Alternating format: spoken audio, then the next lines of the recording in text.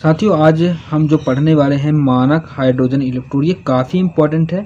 आप इस पर स्टार लगा लीजिए। ये एग्जाम में लगभग पूछे ही जाते हैं। कई बार ये क्वेश्चन आपको देखने को मिल जाता है। ठीक है, पिछले क्लास में हमने आपको संदर्भ इलेक्ट्रोड के बारे में बताया था, जो काफ़ी महत्वपूर्ण था।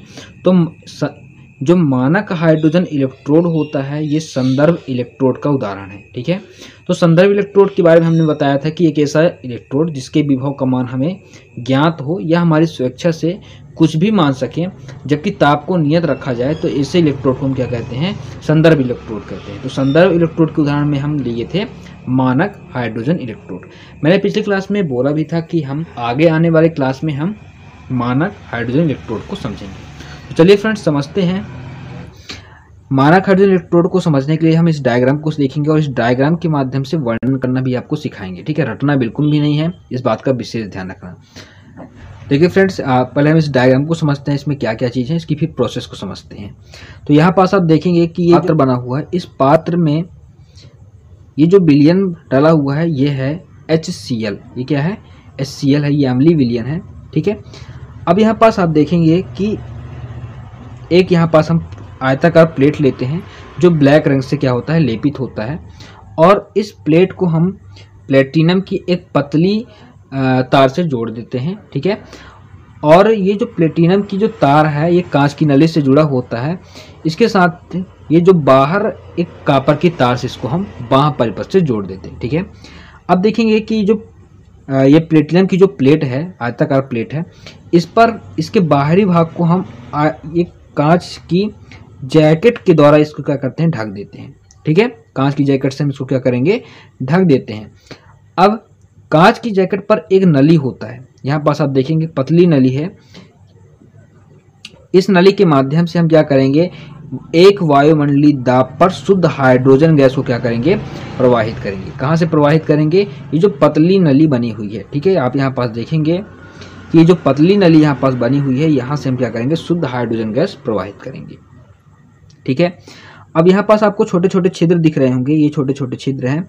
ये क्या करेंगे? जब हम यहाँ से हाइड्रोजन गैस ऊपर से प्रवाहित करेंगे, तो जो कुछ भाग इस प्लेटिनम के द्वारा अवशोषित कर लेता है, और जो कुछ हाइड्रोजन बचता है, ये छोटे छोटे छिद्र के माध्यम से बाहर निकल जाता है। ठीक है, ये पूरी इस उपकरण का, ये मानक हाइड्रोजन इलेक्ट्रोड का ये पूरा क्या हमने कर दिया? वर्णन कर दिया। अब इसको लिखना कैसे, मैं आपको बताऊंगा। ठीक है, अब समझते हैं कि इसकी प्रक्रिया कैसे चलती है। देखिए, प्रक्रिया कैसे चलेगी। इस इलेक्ट्रोड को हम क्या करते हैं? एक अम्लीय विलयन में रखते हैं, यानी कि HCl में हमने रख दिया। ये विलयन हमने क्या डाल दिया? HCl डाल दिया है। अब जैसे ही हम HCl में डालते हैं तो क्या होता है? देखिए, इस प्रक्रिया को समझना कि इस पर हम एक वायुमंडलीय दाब पर शुद्ध हाइड्रोजन गैस यहाँ से प्रवाहित करेंगे। जैसे ही हाइड्रोजन यहाँ से प्रवाहित करते हैं, हाइड्रोजन जो गैस होते हैं, इस प्लेटिनम की प्लेट के द्वारा अवशोषित कर लिया जाता है। क्या कर लेता है? एब्जॉर्ब कर लेता है, यानी कि अवशोषित कर लेता है, और बाकी जो कुछ अंश बचता है, इन छिद्रों के माध्यम से बाहर निकल जाता है। क्या प्रक्रिया हुआ? यहाँ से हाइड्रोजन गैस को प्रवाहित किए, तो हाइड्रोजन गैस अंदर आया, और ये प्लेटिनम की जो प्लेट है, इसको अवशोषित कर लेता है। किसको अवशोषित?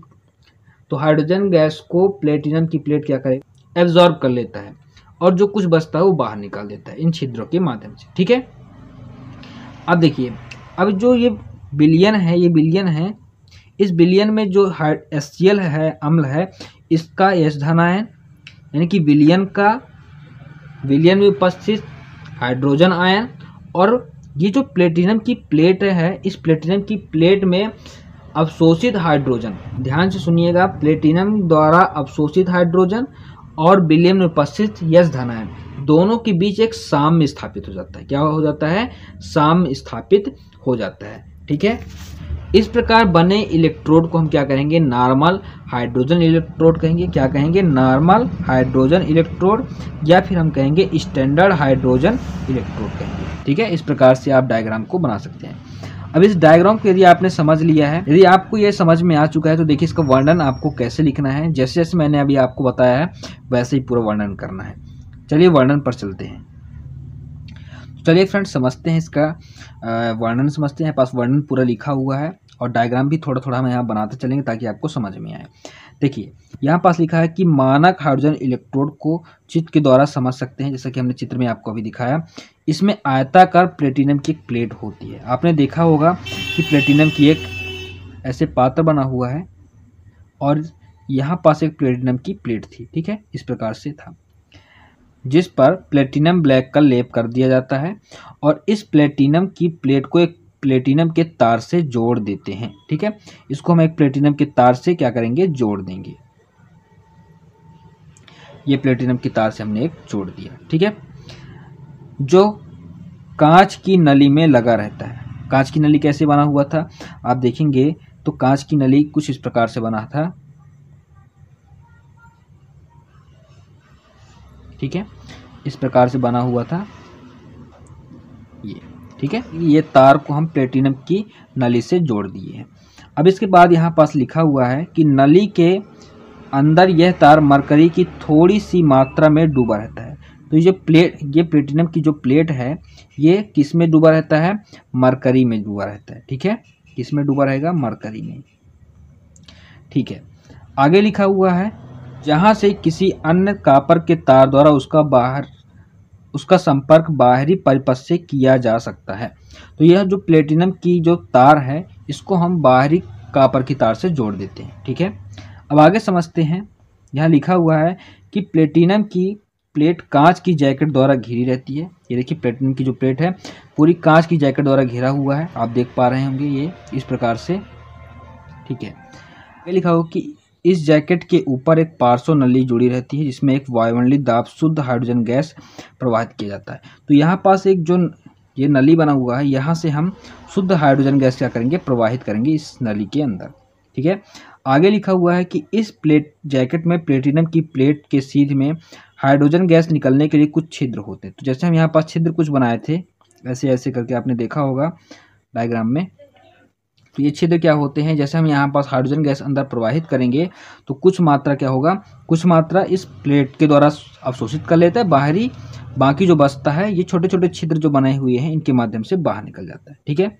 अब इसमें लिखा हुआ है कि इस इलेक्ट्रोड को एक अम्लीय विलयन में रख दिया जाता है, ठीक है। यहाँ पास ये पूरा अम्लीय विलयन में रख देते हैं। ये जो हमने एक कांच की प्लेट बनाया हुआ है ये वाला, इसके अंदर हम रख देते हैं और इसके अंदर हम क्या भर देंगे, HCl भर देंगे। क्या भर देंगे, HCl, क्योंकि इसमें बोला हुआ है कि अम्लीय विलयन, तो अम्लीय विलयन क्या हो जाएगा, HCl ले लेते हैं, ठीक है। आगे समझते हैं। यहाँ लिखा है कि 298 केल्विन ताप व 1 atm दाब पर हम हाइड्रोजन गैस प्रवाहित करेंगे। तो ये H2 जो है इसको हम इस कांच के अंदर प्रवाहित करेंगे कब, जब 298 केल्विन हो या 25 डिग्री सेंटीग्रेड ताप पर, ठीक है। ये चीज़ होना चाहिए और 1 atm दाब होना चाहिए, ठीक है। फिर नीचे लिखा हुआ है कि गैस का कुछ अंश प्लेटिनम की प्लेट अधिशोषित कर लेता है, यानी कि जो ये वाला प्लेट है ये क्या करेगा, हाइड्रोजन गैस को अधिशोषित कर लेता है, यानी कि एब्जॉर्ब कर लेता है। इसके बाद बाकी का जो अंश है नीचे बने छिद्रों से बाहर निकल जाता है, इन छिद्रों के माध्यम से बाहर निकल जाता है। कुछ ही देर में इलेक्ट्रोड पर अधिशोषित हाइड्रोजन, अभी जो प्लेटिनम का जो प्लेट है जो हाइड्रोजन गैस को अवशोषित किया हुआ है ये हाइड्रोजन तथा विलयन में उपस्थित हाइड्रोजन आयनों के बीच, यानी कि HCl जो विलयन है इसमें यदि आप देखेंगे जो HCl है ये HCl में H धन आयन और Cl ऋण आयन होता है। तो ये जो H धन आयन है ये और ये जो प्लेटिनम की प्लेट के द्वारा अवशोषित हाइड्रोजन है ये दोनों, ठीक है। किस किस की बात कर रहे हैं हम, ये हाइड्रोजन धन आयन और ये हाइड्रोजन, ठीक है। हाइड्रोजन आयन और हाइड्रोजन ये दोनों के बीच क्या हो जाता है, साम्य स्थापित हो जाता है। तो यहाँ अधिशोषित हाइड्रोजन, ठीक है, अधिशोषित हाइड्रोजन तथा विलयन में उपस्थित हाइड्रोजन, अधिशोषित हाइड्रोजन तथा विलयन में उपस्थित हाइड्रोजन आयनों के बीच एक क्या हो जाता है, साम्य स्थापित हो जाता है। तो इस प्रकार बने इलेक्ट्रोड को नॉर्मल हाइड्रोजन इलेक्ट्रोड क्या कहेंगे, NHE कहेंगे, या मानक hydrogen electrode, standard hydrogen electrode कहते हैं, ठीक है। तो ये था पूरा एक नॉर्मल हाइड्रोजन या मानक हाइड्रोजन इलेक्ट्रोड का डायग्राम और उसका वर्णन। तो इस वर्णन में जो तो आपने देखा कि इसका डायग्राम कितना आसान है, और इस डायग्राम को यदि आपने एक बार समझ लिया है तो इसका वर्णन अपने से भी कर सकते हैं, ठीक है, जैसे मैंने आपको समझाया है। अब आगे चलते हैं थोड़ा। यदि स्टैंडर्ड हाइड्रोजन इलेक्ट्रोड एनोड की तरह कार्य करता है तो ऑक्सीकरण अर्ध अभिक्रिया होगी। इसमें यहाँ पास हाइड्रोजन गैस है, ये ऑक्सीकरण अभिक्रिया करता है तो क्या करेगा, ये अपने इलेक्ट्रॉन को त्याग कर देता है। इसे हम निम्न प्रकार से भी प्रदर्शित करते हैं, इस प्रकार से भी हम प्रदर्शित कर देते हैं इसको कि Hg एक एटीएम और H धनायन एक्वा। क्योंकि पहले गैस जब एनोड की तरह कार्य करता है तो हाइड्रोजन क्या था, पहले गैस था, क्या था, गैस था। लेकिन जब ऑक्सीकरण हुआ तो किस में बदल गया, एक्वा में बदल गया। आपने देखा होगा यहाँ पास, ठीक है, तो एक्वा में बदल जाता है, यानी कि एक्वा मतलब जलीय विलयन होता है। तो ये हाइड्रोजन धनायन के रूप में रहता है, लेकिन किस रूप में रहता है, गैस की फॉर्म में ना होकर अब जलीय फॉर्म में होगा। ठीक है, आगे चलिए। यहाँ पर C बराबर 1 m लिखा हुआ है, तो यहाँ पर C का तात्पर्य मोलर द्रव्यमान सांद्रता से है। ठीक है, इसका मान क्या है, 1 मोल लीटर इनवर्स होता है। ठीक है, यदि स्टैंडर्ड हाइड्रोजन इलेक्ट्रोड कैथोड की तरह कार्य करता है तो अपचयन अर्ध अभिक्रिया होगी। क्या होगा, ये जो हाइड्रोजन है ये जलीय विलयन में है, ये जो हाइड्रोजन है ये जलीय है, ये क्या करेगा, 2 इलेक्ट्रॉन को ग्रहण करता है, ये 2 इलेक्ट्रॉन को ग्रहण करेगा और H2 गैस के रूप में क्या हो जाएगा, बाहर निकल जाएगा। तो ये प्रक्रिया चलती रहती है, हमने पिछले क्लास में भी इनके बारे में डिस्कशन किया है।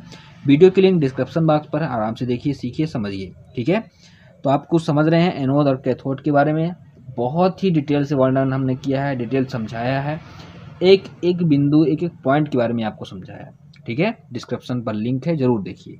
हम इस प्रकार से प्रदर्शित करते हैं, इसको हम इस प्रकार से भी प्रदर्शित कर सकते हैं। अब आगे समझते हैं, समझिएगा। यदि उपयुक्त मानक हाइड्रोजन इलेक्ट्रोड को ऐसे इलेक्ट्रोड से जोड़ दिया जाए जिनमें वैद्युत अपघट्ट की सांद्रता 1 m हो, ठीक है, यानी कि कह रहा है कि मानक हाइड्रोजन इलेक्ट्रोड को हम ऐसे इलेक्ट्रोड से जोड़ दें जिसमें वैद्युत अपघट्ट की सांद्रता क्या हो, 1 m हो, तो इस सेल के लिए जो EMF होगा, ठीक है, जो EMF होगा वह उस इलेक्ट्रोड का मानक इलेक्ट्रोड विभव होगा। ठीक है, कहने का तात्पर्य है कि इस सेल के लिए जो EMF होगा वह इलेक्ट्रोड का मानक इलेक्ट्रोड होगा, यानी कि स्टैंडर्ड इलेक्ट्रोड पोटेंशियल। अब सवाल आता है कि ऐसा क्यों होगा, क्योंकि जो ये संदर्भ इलेक्ट्रोड है, संदर्भ इलेक्ट्रोड कहने का तात्पर्य है मानक हाइड्रोजन इलेक्ट्रोड, इसके विभव का इसका विभव क्या है, शून्य होता है। हमने पिछले क्लास में आपको लास्ट में बताया था कि विभव का मान क्या लेते हैं, शून्य लेते हैं। तो यहाँ पास यही कह रहा है कि संदर्भ इलेक्ट्रोड का विभव शून्य होता है, जबकि सेल का EMF धातु का इलेक्ट्रोड विभव और SHE यानी कि स्टैंडर्ड हाइड्रोजन इलेक्ट्रोड के विभव का अंतर होता है। ठीक है, जैसे कि हमने आपको, कहने का तात्पर्य है कि जो सेल का EMF है वो धातु का इलेक्ट्रोड विभव और जो संदर्भ इलेक्ट्रोड है, इन दोनों के विभव का क्या होता है, अंतर होता है। तो फ्रेंड्स, मैं उम्मीद करता हूं कि आज की क्लास आप सबको बहुत अच्छे से समझ में आया होगा। जहां भी डाउट है आप कमेंट में ज़रूर बताइएगा। साथ ही इस वीडियो को दूसरे फ्रेंड तक ज़रूर शेयर करें।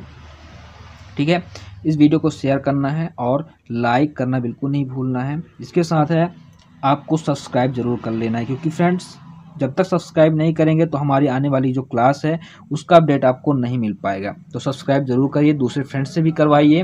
वीडियो की जो PDF है आपको डिस्क्रिप्शन बॉक्स पर मिल जाएगा और उसके जितने सारे चैप्टर हमने करवा दिए हैं उन सब की वीडियो आपको मिलेगी। तो चलिए फ्रेंड्स, मिलते हैं अगले क्लास में। जय हिंद।